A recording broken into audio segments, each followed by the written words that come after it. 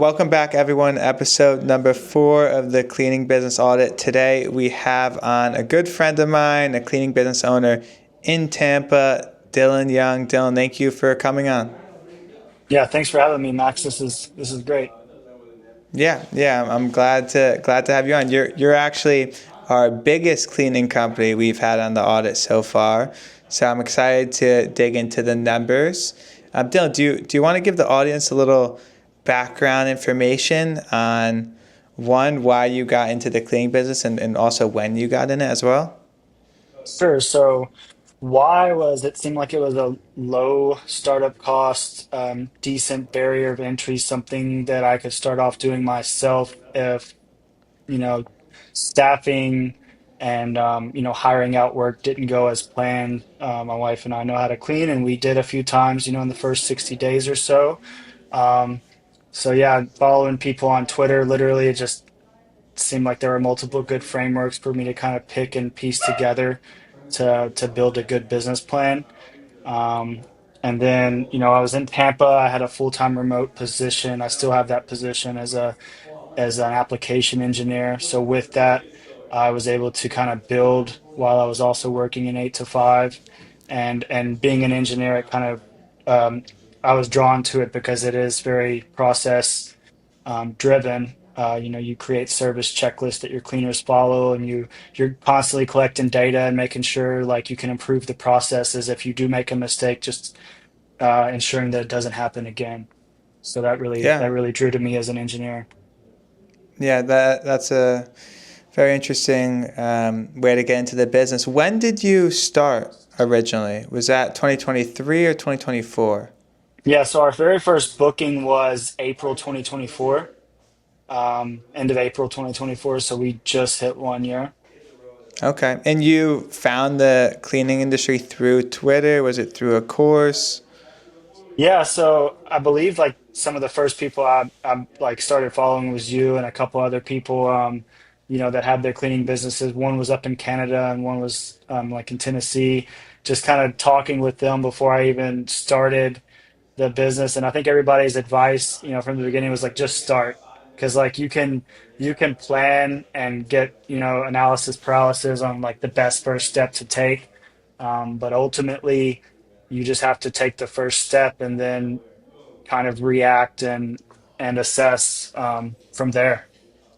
Yeah. I think that's how we met was through Twitter, which is a great platform, especially for cleaning business owners. I think Twitter seems to be usually a little ahead of the curve than a lot of these other social media platforms usually are. Dylan, do you mind telling the audience actually how much revenue you did in 2024?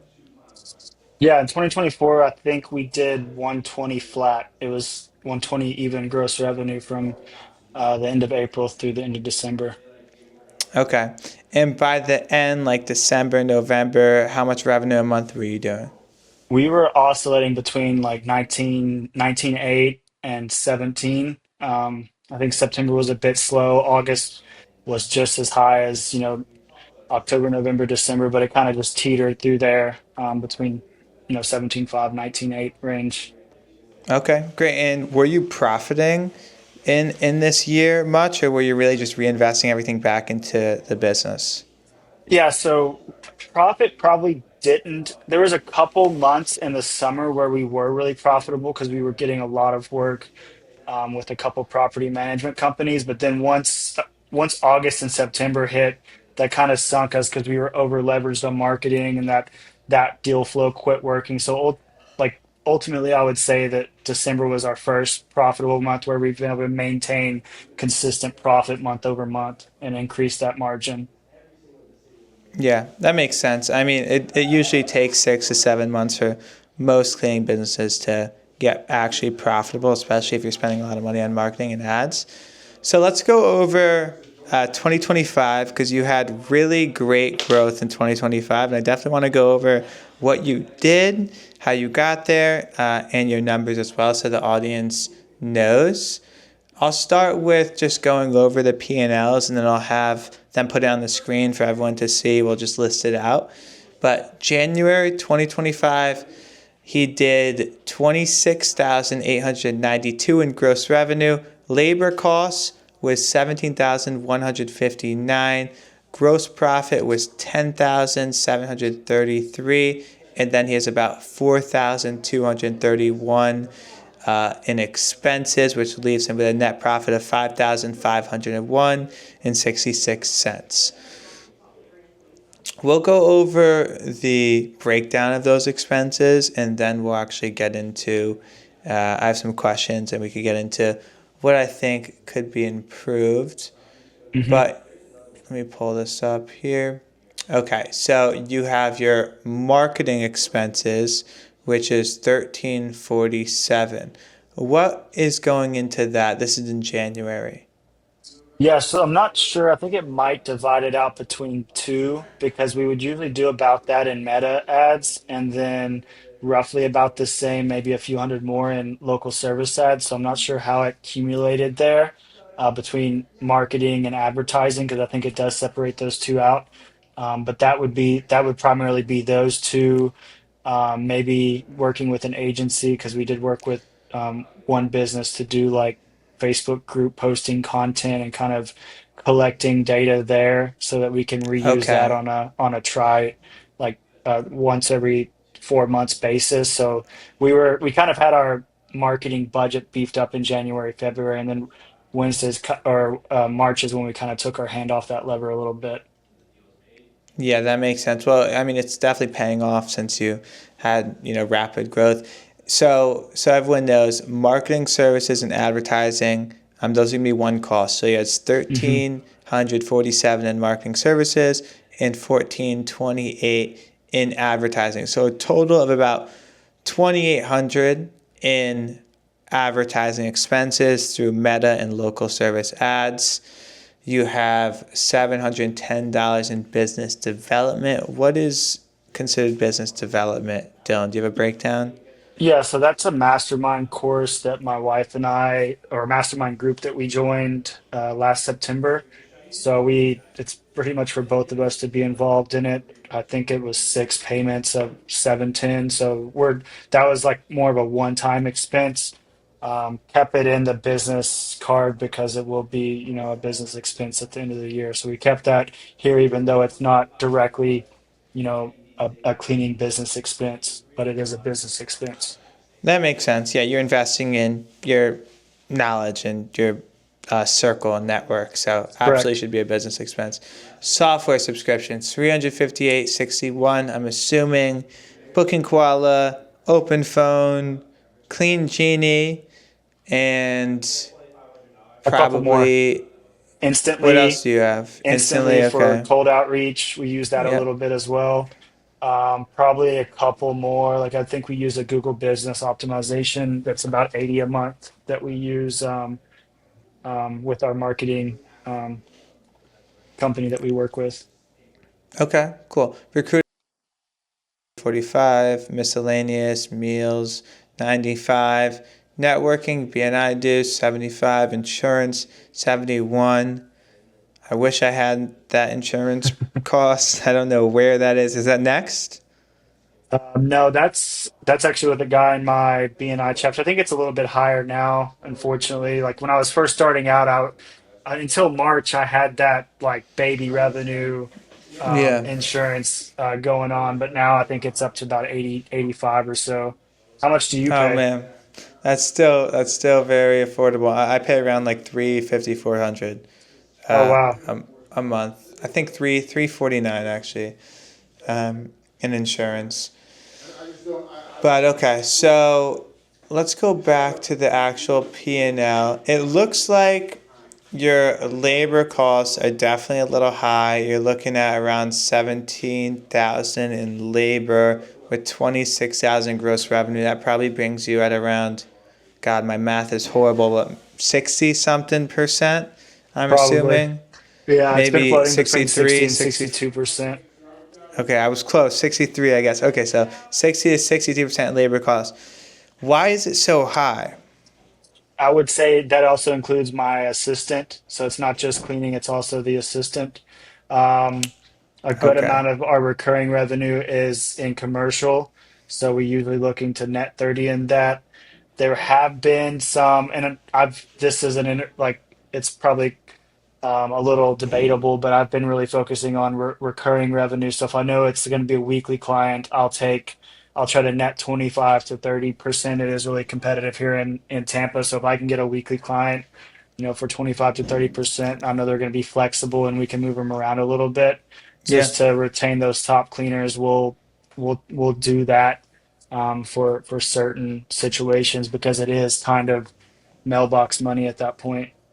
Yeah, there's nothing wrong with that at all. If you have to lock in a client and take a little bit less, as long as your cleaners are getting paid fairly, then I see nothing wrong with that. For the labor costs, though, how much would you say you pay your VA, just to have a more accurate depiction of what your actual labor cost was in January? Yeah, 950.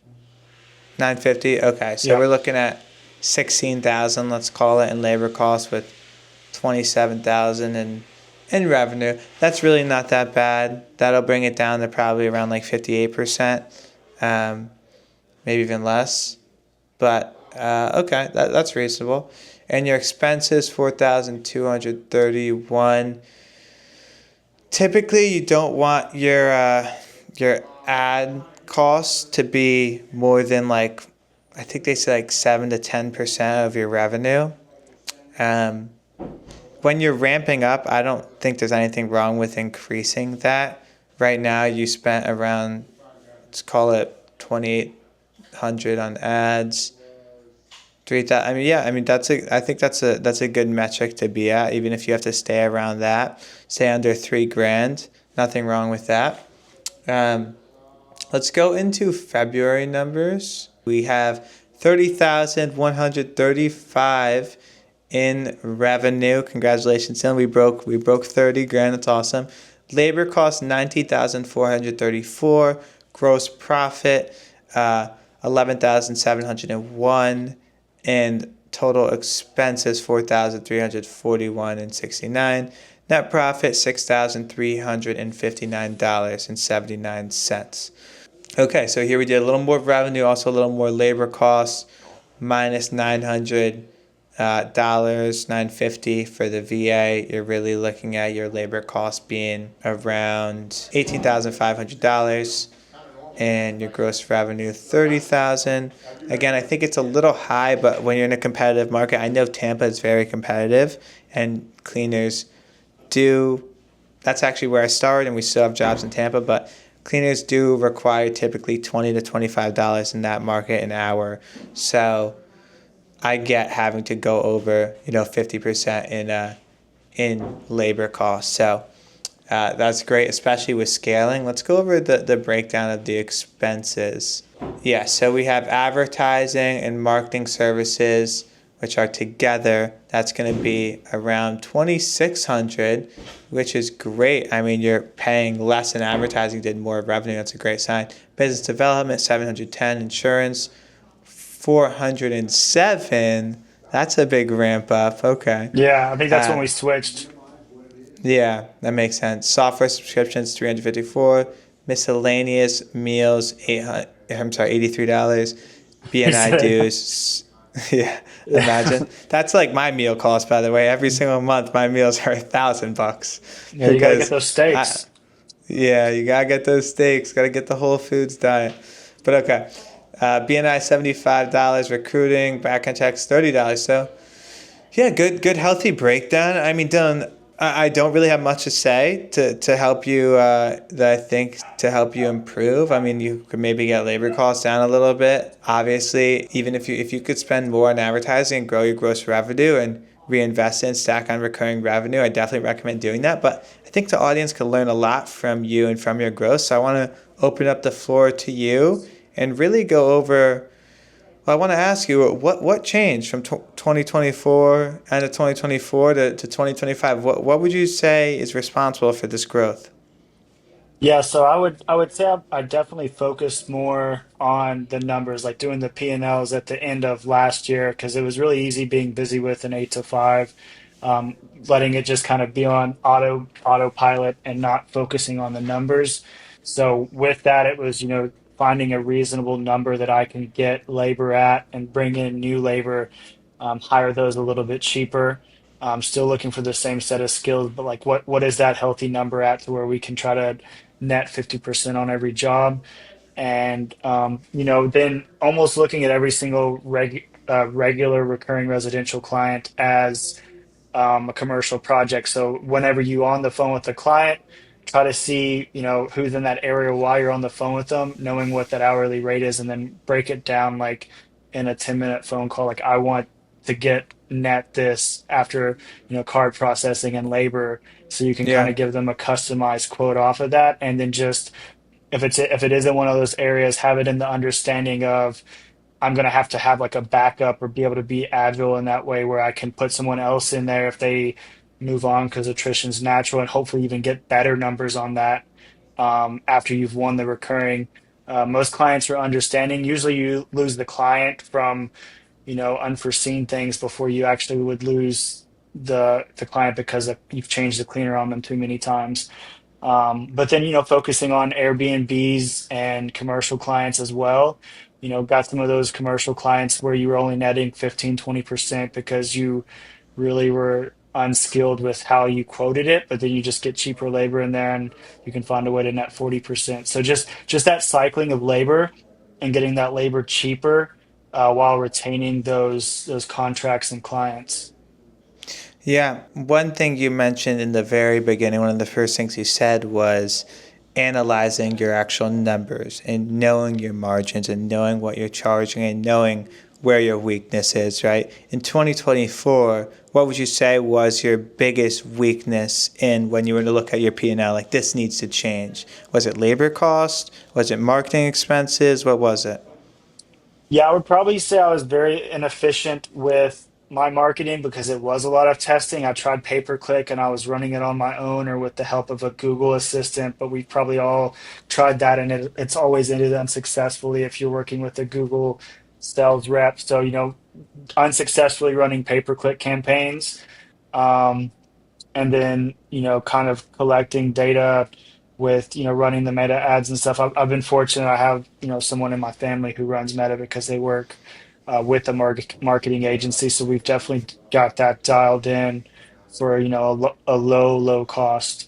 So just that testing and building of the brand because sometimes building a brand on Facebook it does cost money and you're not really getting an influx of leads. It's just building awareness, building, you want to, as especially if you're a business that's looking to build business to business relationships and lock up commercial contracts, you always want to seem bigger than you actually are. Like if they knew it was a 10 or 12 cleaner operation and two people office admin, they might not want to like sign up with you for a 30 or $40,000 contract. So just kind of building that brand awareness and building that platform that makes you look like a significant business that's going to provide a professional service. Yeah.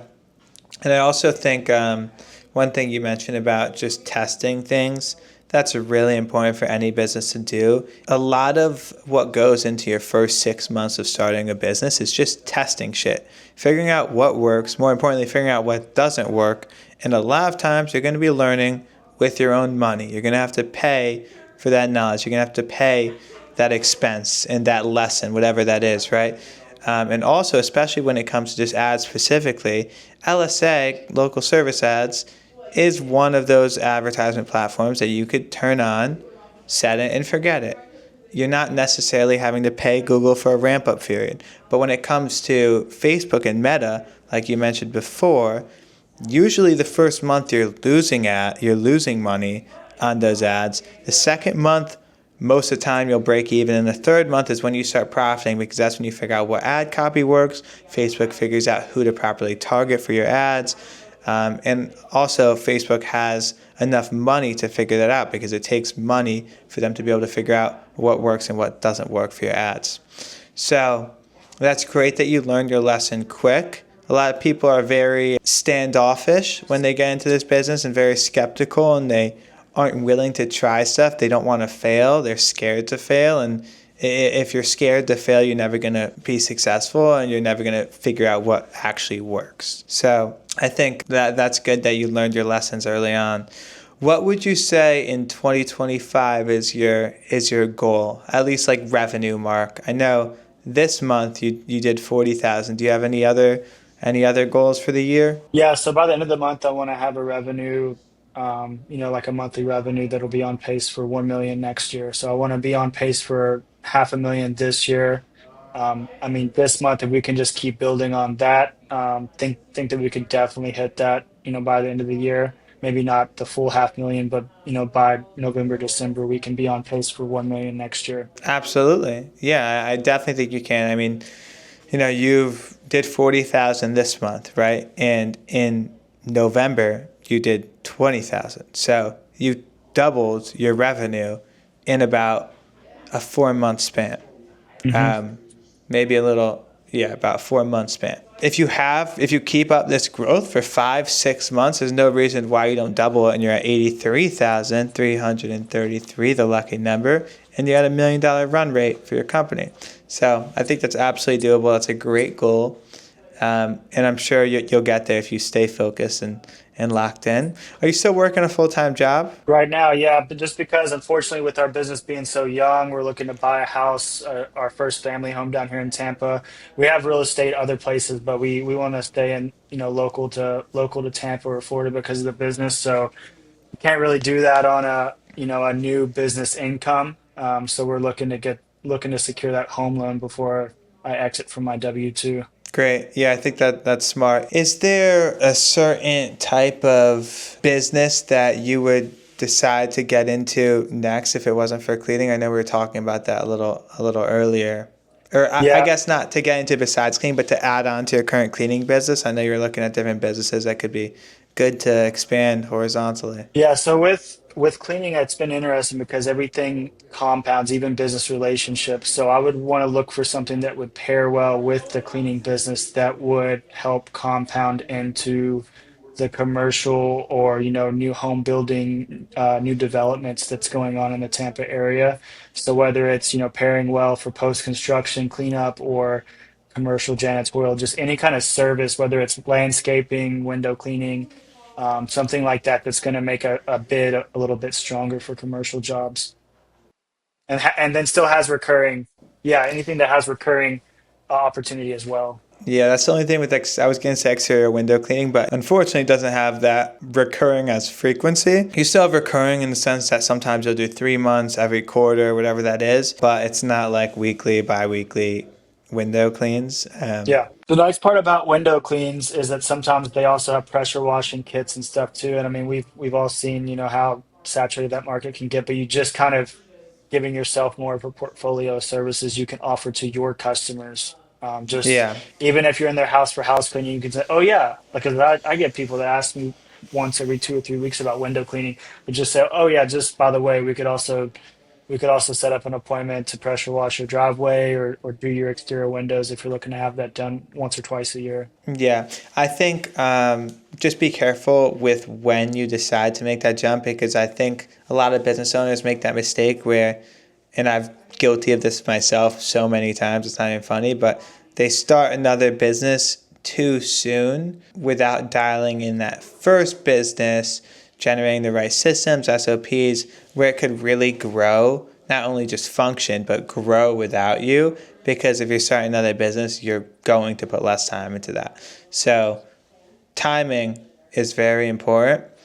But Dylan, I think you're on a great path. I think 2024 was your kind of your testing year, and 2025 is going to be the year where you reap the rewards from all the work you put in before.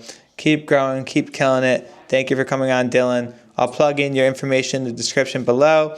For everyone who is listening, I have a free course program. I do not charge for information. It's all below. I'm giving away everything I know about the cleaning company for free. I'm telling you, no one else is doing this. So please click the link below, open it up, and just look in the information. It will help your business grow. Dylan will be in the community as well to help out other cleaning business owners. Dylan, anything you want to say before we wrap it up? I appreciate you giving me the opportunity to get on here and talk with you a little bit, Max. It's always nice, always a pleasure. So I just appreciate your time. Of course, appreciate yours. Thank you so much for coming on, Dylan. I'm sure we'll have you back on once you hit 83,333 a month. we're gonna have you back on, and we'll do part two, cleaning business audit. All right, sounds good. Thanks, Max. Awesome. See you, Dylan.